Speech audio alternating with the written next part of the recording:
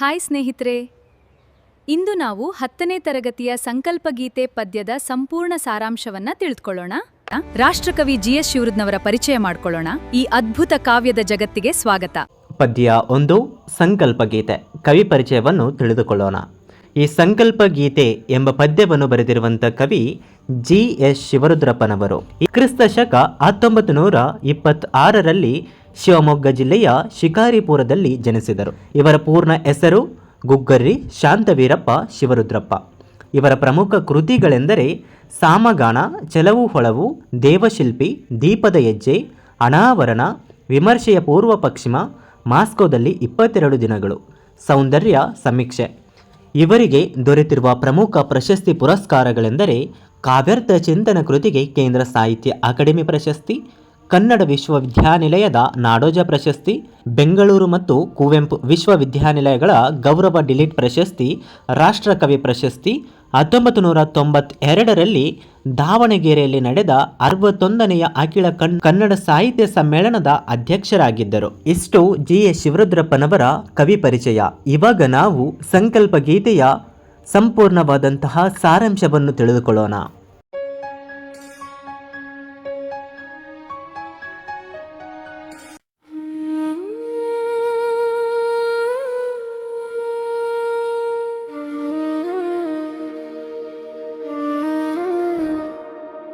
ಸುತ್ತಲೂ ಕವಿಯುವ ಕತ್ತಲೆಯೊಳಗೆ ಪ್ರೀತಿಯ ಹಣತೆಯ ಹಚ್ಚೋಣ, ಬಿರುಗಾಳಿಗೆ ಹೊಯ್ದಾಡುವ ಹಡಗನು ಎಚ್ಚರದಲ್ಲಿ ಮುನ್ನಡೆಸೋಣ. ಕಲುಷಿತವಾದಿ ನದಿ ಜಲಗಳಿಗೆ ಮುಂಗಾರಿನ ಮಳೆಯಾಗೋಣ, ಬರಡಾಗಿರುವಿ ಕಾಡು ಮೇಡುಗಳ ವಸಂತವಾಗುತ್ತ ಮುಟ್ಟೋಣ. ಸುತ್ತಲೂ ಕವಿಯುವ ಕತ್ತಲೆಯೊಳಗೆ ಪ್ರೀತಿಯ ಹಣತೆಯ ಹಚ್ಚೋಣ, ಬಿರುಗಾಳಿಗೆ ಹೊಯ್ದಾಡುವ ಹಡಗನು ಎಚ್ಚರದಲ್ಲಿ ಮುನ್ನಡೆಸೋಣ.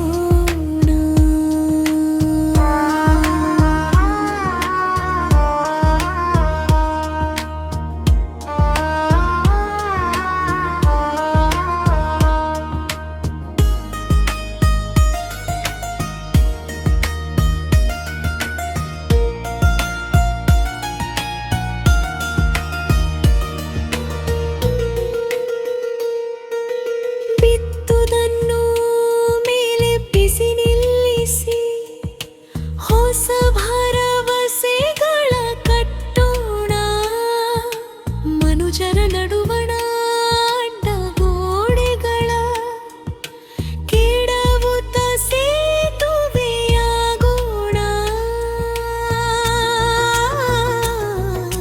ಸುತ್ತಲೂ ಕವಿಯುವ ಕತ್ತಲೆಯೊಳಗೆ ಪ್ರೀತಿಯ ಹಣತೆಯ ಹಚ್ಚೋಣ,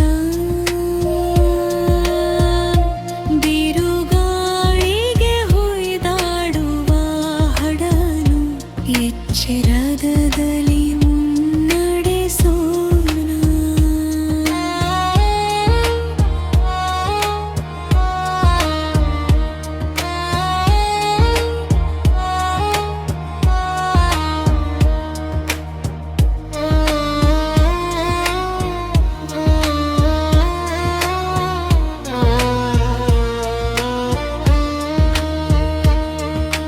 ಮತಗಳೆಲ್ಲವೂ ಪಥಗಳು ಎನ್ನುವ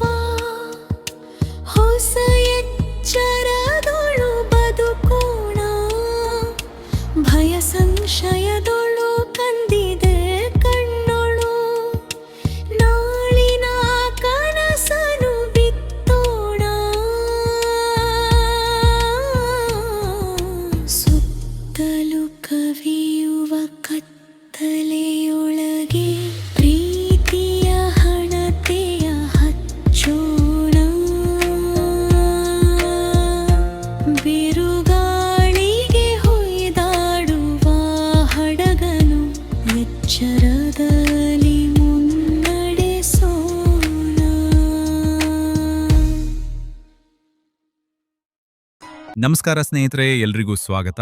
ಇವತ್ತು ನಾವು 10ನೇ ತರಗತಿಯ ಪಠ್ಯದಲ್ಲಿರುವ ಅತ್ಯಂತ ಅರ್ಥಗರ್ಭಿತವಾದ ಪದ್ಯ ಸಂಕಲ್ಪಗೀತೆಯನ್ನು ವಿಸ್ತಾರವಾಗಿ ಅರ್ಥ ಮಾಡಿಕೊಳ್ಳೋಣ. ಈ ಪದ್ಯದ ಪ್ರತಿ ಸಾಲು ಕೇವಲ ಪದಗಳಲ್ಲ, ಅದು ನಮ್ಮ ಜೀವನದ ದಾರಿದೀಪ.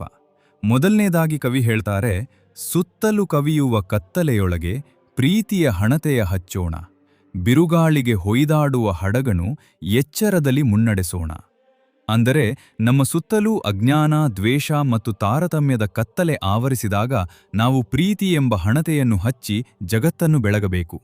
ಜೀವನದ ಹಾದಿಯಲ್ಲಿ ಎಷ್ಟೇ ದೊಡ್ಡ ಕಷ್ಟಗಳೆಂಬ ಬಿರುಗಾಳಿಗಳು ಎದುರಾದರೂ ಎದೆಗುಂದದೆ ನಮ್ಮ ಬದುಕು ಎಂಬ ಹಡಗನ್ನು ಅತ್ಯಂತ ಎಚ್ಚರಿಕೆಯಿಂದ ಮತ್ತು ದೃಢತೆಯಿಂದ ಮುನ್ನಡೆಸಿಕೊಂಡು ಹೋಗುವ ಜವಾಬ್ದಾರಿ ನಮ್ಮದು. ಮುಂದೆ ಕವಿ ಪ್ರಕೃತಿಯ ಬಗ್ಗೆ ಹೀಗೆ ಹೇಳುತ್ತಾರೆ, ಕಲುಷಿತವಾದಿ ನದೀ ಜಲಗಳಿಗೆ ಮುಂಗಾರಿನ ಮಳೆಯಾಗೋಣ, ಬರಡಾಗಿರುವಿ ಕಾಡು ಮೇಡುಗಳ ವಸಂತವಾಗುತ್ತ ಮುಟ್ಟೋಣ. ಅಂದರೆ ಅಶುದ್ಧವಾದ ನದಿಗಳಿಗೆ ಮುಂಗಾರಿನ ಮಳೆಯಾಗಿ ಬಂದು ಹೇಗೆ ಜೀವ ತುಂಬುತ್ತೇವೋ ಹಾಗೆಯೇ ಸಮಾಜದಲ್ಲಿನ ಕೊಳಕನ್ನು, ಅಂದರೆ ಕೆಟ್ಟ ಆಲೋಚನೆಗಳನ್ನು ತೊಳೆದು ಹಾಕುವ ಪ್ರಯತ್ನ ನಾವು ಮಾಡಬೇಕು. ಬರಡಾದ ಅಂದರೆ ಸತ್ವವಿಲ್ಲದ ಕಾಡುಗಳನ್ನು ವಸಂತಕಾಲದಂತೆ ಹಸಿರಾಗಿಸುವುದು, ಅಂದ್ರೆ ನಮ್ಮ ಸುತ್ತಲಿನ ಪರಿಸರವನ್ನು ಮಾತ್ರವಲ್ಲದೆ ಕಳೆಗುಂದಿದ ವ್ಯಕ್ತಿಗಳ ಬದುಕಿಗೂ ಹೊಸ ಲವಲವಿಕೆಯನ್ನು ತುಂಬುವ ಕೆಲಸ ನಾವು ಮಾಡಬೇಕಾಗಿದೆ. ನಂತರ ಕವಿ ಹೇಳ್ತಾರೆ, ಬಿದ್ದುದನ್ನು ಮೇಲೆಬ್ಬಿಸಿ ನಿಲ್ಲಿಸಿ ಹೊಸ ಭರವಸೆಗಳ ಕಟ್ಟೋಣ, ಮನುಜರ ನಡುವಣ ಅಡ್ಡಗೋಡೆಗಳ ಕೆಡವುತ ಸೇತುವೆಯಾಗೋಣ. ಯಾರಾದರೂ ಬದುಕಿನಲ್ಲಿ ಸೋತಾಗ ಅವರನ್ನು ನೋಡಿ ಹೀಯಾಡಿಸಬಾರದು, ಬದಲಾಗಿ ಅವರನ್ನು ಮೇಲೆಬ್ಬಿಸಿ ನಿಲ್ಲಿಸಬೇಕು, ಅವರಲ್ಲಿ ಹೊಸ ಭರವಸೆಗಳನ್ನು ಮೂಡಿಸಬೇಕು. ಅಷ್ಟೇ ಅಲ್ಲ, ಜಾತಿ, ಮತ, ಪಂಥಗಳ ಹೆಸರಿನಲ್ಲಿ ಮನುಷ್ಯರ ನಡುವೆ ನಿರ್ಮಾಣವಾಗಿರುವ ಕೃತಕ ಅಡ್ಡಗೋಡೆಗಳನ್ನು ಒಡೆದು ಹಾಕಬೇಕು. ನಾವು ಪ್ರತಿಯೊಬ್ಬರನ್ನೂ ಬೆಸೆಯುವ ಪ್ರೀತಿಯ ಸೇತುವೆಯಾಗಿ ಬಾಳಬೇಕು. ಕೊನೆಯದಾಗಿ ಕವಿ ಹೇಳುವ ಸಾಲುಗಳು ಅತ್ಯಂತ ಮೌಲ್ಯಯುತವಾದವು. ಮತಗಳೆಲ್ಲವೂ ಪಥಗಳು ಎನ್ನೆನ್ನುವ ಹೊಸ ಎಚ್ಚರದೊಳು ಬದುಕೋಣ, ಭಯ ಸಂಶಯದೊಳಳು ಕಂದಿದ ಕಣ್ಣೊಳು ನಾಳಿನ ಕನಸನು ಬಿತ್ತೋಣ. ಅಂದರೆ ಎಲ್ಲಾ ಮತಗಳು ಅಥವಾ ಧರ್ಮಗಳು ಒಂದೇ ಗುರಿಯನ್ನು ತಲುಪುವ ಬೇರೆ ಬೇರೆ ದಾರಿಗಳು ಎಂಬ ವಿಶಾಲ ಮನೋಭಾವವನ್ನು ನಾವು ಬೆಳೆಸಿಕೊಳ್ಳಬೇಕು.